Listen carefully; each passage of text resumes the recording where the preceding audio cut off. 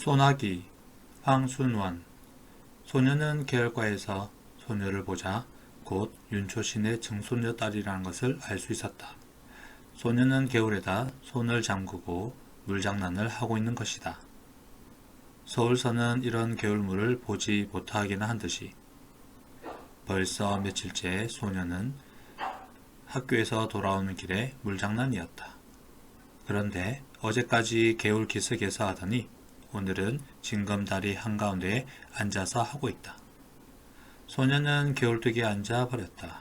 소녀가 비키기를 기다리자는 것이다. 요행 지나가는 사람이 있어 소녀가 길을 비켜주었다. 다음 날은 좀 늦게 개울가로 나왔다. 이날은 소녀가 징검다리 한가운데에 앉아 세수를 하고 있었다.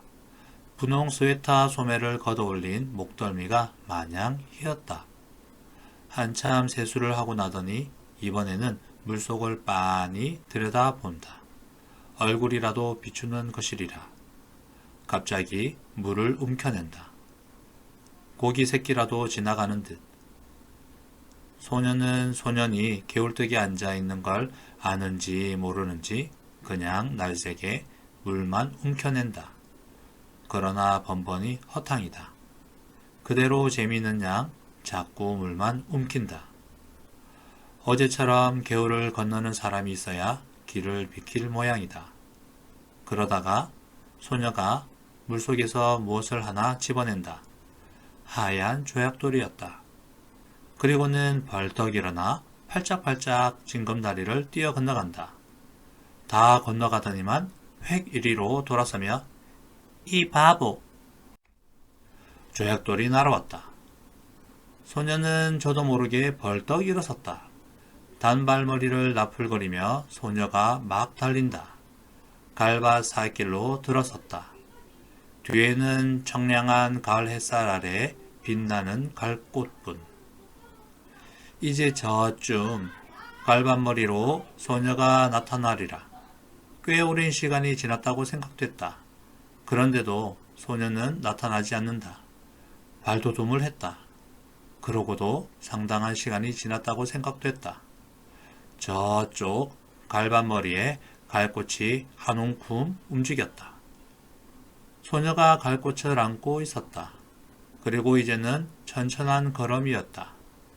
유난히 맑은 가을 햇살이 소녀의 갈꽃머리에서 반짝거렸다. 소녀가 아닌 갈꽃이 들길을 걸어가는 것만 같았다. 소녀는 이 갈꽃이 아주 배지 않게 되기까지 그대로 서 있었다. 문득 소녀가 던진 조약돌을 내려다보았다. 물기가 거쳐 있었다. 소녀는 조약돌을 집어 주머니에 넣었다. 다음 날부터 좀 더 늦게 개울가로 나왔다. 소녀의 그림자가 배지 않았다. 다행이었다. 그러나 이상한 일이었다. 소녀의 그림자가 배지 않는 날이 계속될수록 소녀의 가슴 한구석에는 어딘가 허전함이 자리 잡는 것이었다. 주머니 속 조약돌을 주무르는 버릇이 생겼다. 그러한 어떤 날 소녀는 전에 소녀가 앉아 물장난을 하던 징검다리 한가운데에 앉아보았다. 물속에 손을 잠갔다. 세수를 하였다. 물속을 들여다보았다. 검게 탄 얼굴이 그대로 비치었다. 싫었다. 소녀는 두 손으로 물속에 얼굴을 움켰다. 몇 번이고 움켰다. 그러다가 깜짝 놀라 일어나고 말았다. 소녀가 이리로 건너오고 있지 않느냐? 숨어서 내가 하는 일을 엿보고 있었구나. 소녀는 달리기 시작했다. 디딤돌을 헛디뎠다. 한 발이 물속에 빠졌다. 더 달렸다. 몸을 가릴 데가 있어 줬으면 좋겠다. 이쪽 길에는 갈밭도 없다. 메밀밭이다. 전에 없이 메밀꽃 냄새가 짜릿하게 코를 찌른다고 생각됐다. 미간이 아찔했다. 찝찝한 액체가 입술에 흘러들었다. 코피였다. 소녀는 한 손으로 코피를 훔쳐내면서 그냥 달렸다. 어디선가 바보, 바보 하는 소리가 자꾸만 뒤따라오는 것 같았다. 토요일이었다. 개울가에 이르르니 며칠째 보이지 않던 소녀가 건너편 가에 앉아 물장난을 하고 있었다. 모르는 채 징검다리를 건너기 시작했다. 얼마 전에 소녀 앞에서 한 번 실수를 했을 뿐 여태 큰 길 가듯이 건너던 징검다리를 오늘은 조심스럽게 건넌다. 예! 못 들은 채 했다. 두 귀로 올라섰다. 예! 이게 무슨 족이지? 자기도 모르게 돌아섰다. 소녀의 맑고 검은 눈과 마주쳤다. 얼른 소녀의 손바닥으로 눈을 떨구었다. 비단 조개. 이름도 참 곱다. 갈림길에 왔다. 여기서 소녀는 아래편으로 한 3마장쯤, 소녀는 우대로 한 10리 가까운 길을 가야 한다. 소녀가 걸음을 멈추며 너 저 산 너머에 가본 일 있니? 벌끝을 가리켰다.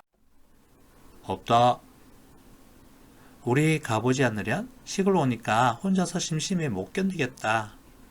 저래봬도 멀다. 멀면 얼마나 멀기에. 서울 있을 땐 사무 먼 데까지 소풍 갔었다. 소녀의 눈이 금세 바보 할 것만 같았다. 노은 사이길로 들어섰다. 벼 가을거지 하는 곁을 지났다. 허수아비가 서 있었다. 소년이 새끼줄을 흔들었다. 참새가 몇 마리 날아간다. 참, 오늘은 일찍 집으로 돌아가 톱논의 참새를 봐야 할걸 하는 생각이 든다. 야, 재밌다.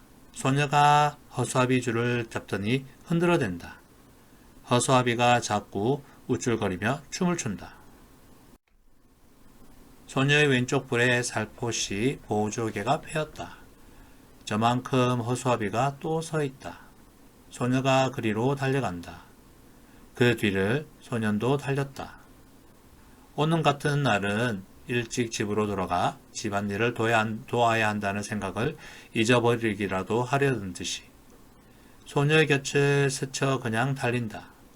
메뚜기가 따끔따끔 얼굴에 와 부딪힌다. 쪽빛으로 한껏 갠 가을 하늘이 소녀의 눈앞에 맴돈다. 어지럽다. 저놈의 독수리, 저놈의 독수리, 저놈의 독수리가 맴을 돌고 있기 때문이다.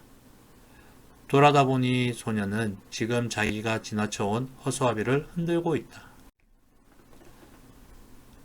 좀 전 허수아비보다 더 우쭐거린다. 논이 끝난 곳에 도랑이 하나 있었다. 소녀가 먼저 뛰어 건넜다. 거기서부터 산 밑까지는 밭이었다. 수숫단을 세워놓은 밭머리를 지났다. 저게 뭐니? 원두막. 여기 참외 맛있니? 그럼 참외 맛도 좋지만 수박 맛은 더 좋다. 하나 먹어봤으면. 소년이 참외 그루에 심은 무밭으로 들어가 무 두 밑을 뽑아왔다. 아직 밑이 덜 들어 있었다. 입을 비틀어 팽개친 후 소녀에게 한 개 건넨다. 그리고는 이렇게 먹어야 한다는 듯이 먼저 대강이를 한 입 베물어낸 다음 손톱으로 한 도리 껍질을 벗겨 우적 깨문다. 소녀도 따라했다. 그러나 새 입도 못 먹고 아 맵고 지려 하며 집어던지고 만다. 참 맛없어 못 먹겠다. 소년이 더 멀리 팽개쳐 버렸다. 산이 가까워졌다. 단풍이 눈에 따가웠다. 야! 소녀가 산을 향해 달려갔다. 이번은 소년이 뒤따라 달리지 않았다. 그러고도 곧 소녀보다 더 많은 꽃을 꺾었다. 이게 들국화꽃, 이게 쌀이꽃, 이게 도라지꽃. 도라지꽃이 이렇게 예쁜 줄을 몰랐네. 난 보랏빛이 좋아. 그런데 이 양상같이 생긴 노란 꽃이 뭐지? 마타리꽃. 소녀는 마타리꽃을 양산 받듯이 해 보인다. 약간 상기된 얼굴에 살포시 보조개를 떠올리며 다시 소녀는 꽃 한 움큼을 꺾어왔다. 싱싱한 꽃가지만 골라 소녀에게 건넨다. 그러나 소녀는 하나도 버리지 마라. 산 마룻개로 올라갔다. 맞은편 골짜기에 오순도순 초가집이 몇 모여 있었다. 누가 말할 것도 아닌데 바위에 나란히 걸터 앉았다. 유달리 주위가 조용해진 것 같았다. 따가운 가을 햇살만이 말라가는 풀 냄새를 퍼뜨리고 있었다. 저건 또 무슨 꽃이지? 적잖이 비탈진 곳에 칡덩굴이 엉키어 꽃을 달고 있었다. 꼭 등꽃 같네. 서울 우리 학교에 큰 등나무가 있었단다. 저 꽃을 보니까 등나무 밑에서 놀던 동무들 생각이 난다. 소녀가 조용히 일어나 비탈진 곳으로 간다. 꽃송이가 많이 달린 줄기를 잡고 끊기 시작한다. 좀처럼 끊어지지 않는다. 안간힘을 쓰다가 그만 미끄러지고 만다. 칡덩쿨을 그러지었다. 소년이 놀라 달려갔다. 소녀가 손을 내밀었다. 손을 잡아 이끌어 올리며 소녀는 제가 꺾어다 줄 것을 잘못했다고 뉘우친다. 소녀의 오른쪽 무릎에 핏방울이 내미쳤다. 소녀는 저도 모르게 생채기에 입술을 가져다 대고 빨기 시작했다. 그러다가 무슨 생각을 했는지 획 일어나 저쪽으로 달려간다. 좀 만에 숨이 차 돌아온 소녀는 이걸 바르면 낫는다. 송진을 생채기에다 문지르고 바르고는 그 다름으로 칡덩굴이 있는 곳으로 내려가 꽃 많이 달린 몇 줄기를 이빨로 끊어 가지고 올라온다. 그러고는 저기 송아지가 있다. 그리로 가보자. 누런 송아지였다. 아직 콧뚜레도 깨지 않았다. 소년이 고삐를 바투 잡아주고 등을 걸고주는 채 훌쩍 올라탔다. 송아지가 껑충거리며 돌아간다. 소녀의 흰 얼굴이 분홍 스웨터가 남색 스커트가 안고 있는 꽃과 함께 범벅이 된다. 모두가 하나의 큰 꽃 묶음 같았다. 어지럽다. 그러나 내리지 않으리라.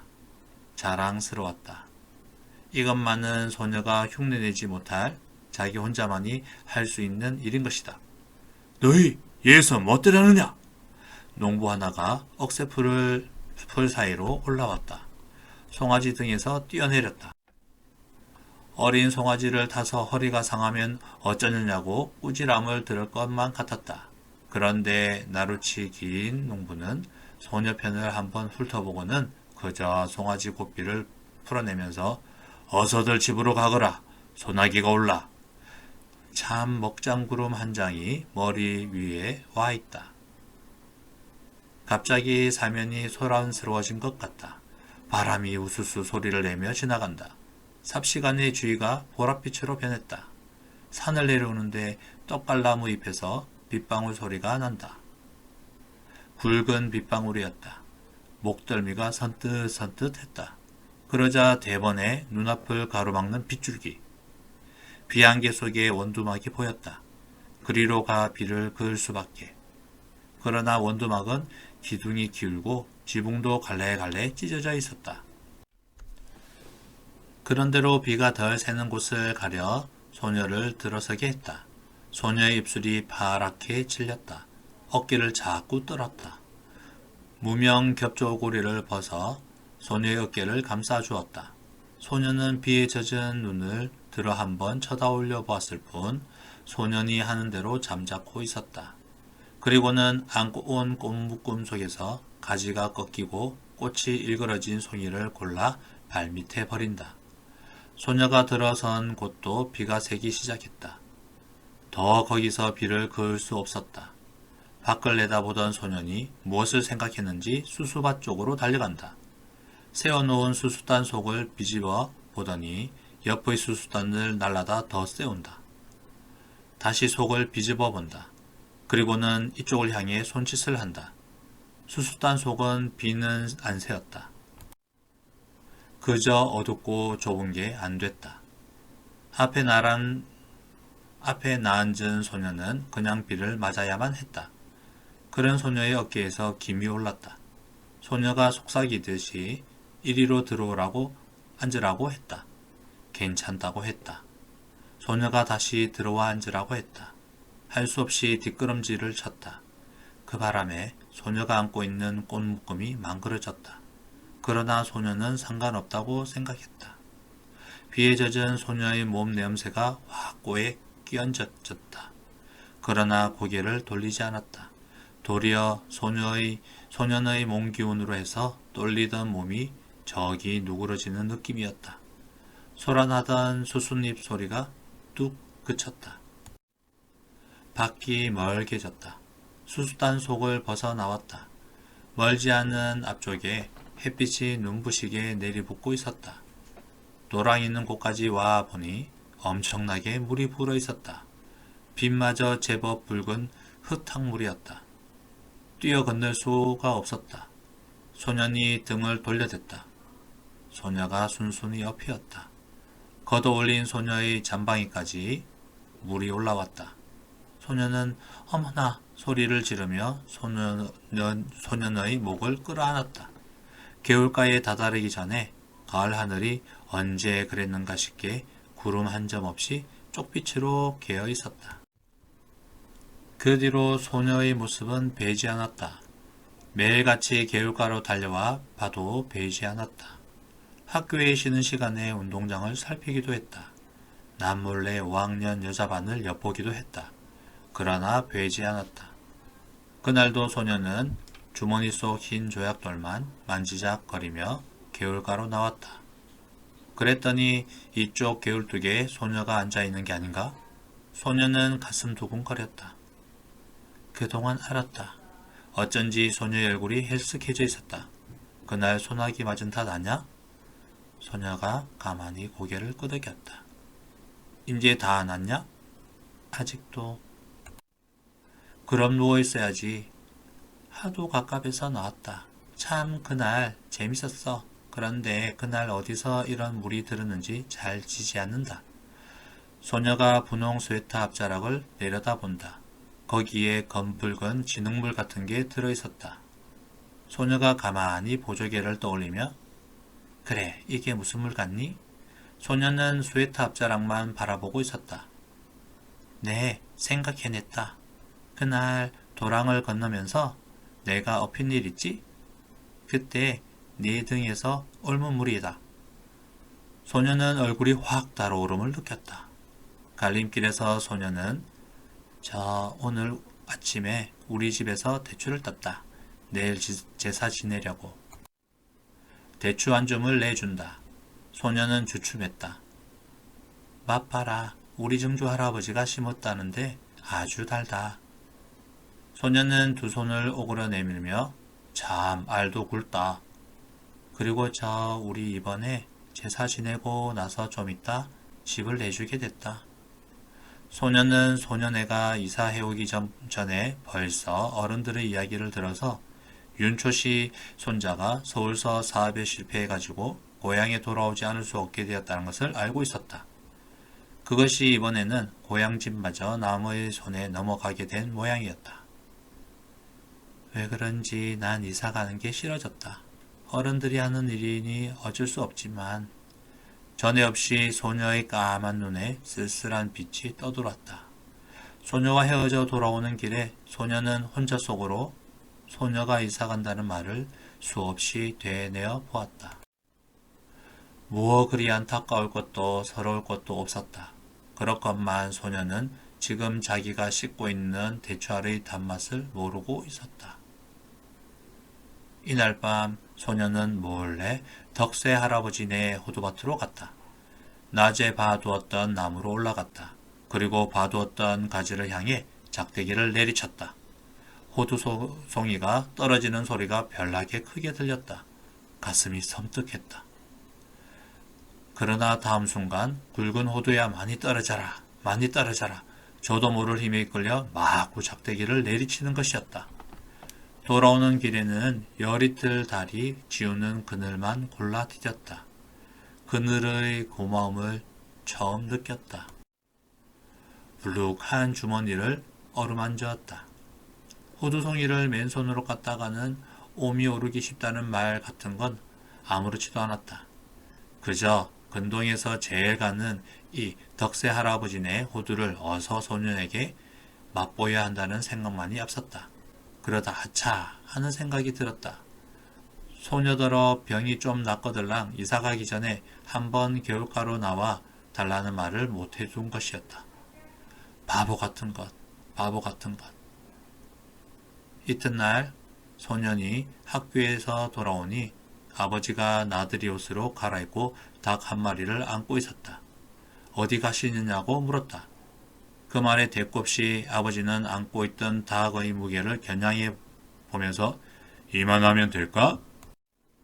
어머니가 망태기를 내주며 벌써 며칠째 걀걀하고 알달자리를 보던데요. 크진 않아도 살은 쪘을 거예요. 소년이 이번에는 어머니한테 아버지가 어디 가시냐고 물어보았다. 저 서당골 윤초신의 댁에 가신다. 제사상이라도 놓으시라고. 그럼 큰 놈으로 하나 가져가지. 저 얼룩수탉으로.